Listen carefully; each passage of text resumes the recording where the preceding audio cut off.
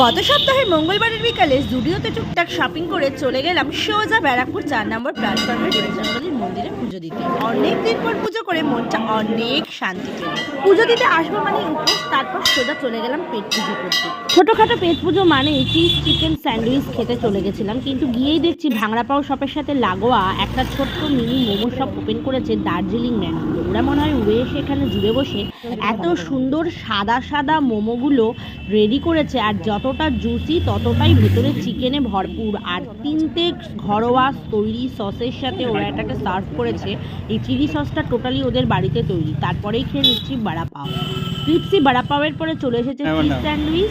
আর সত্যি মোমোটা খেতে জাস্ট অসাধারণ ছিল। 50 টাকার প্লেটে এত বড় বড় সাইজের মোমো আর এত জুসি, এত দারুণ, জাস্ট ওয়াও ছিল।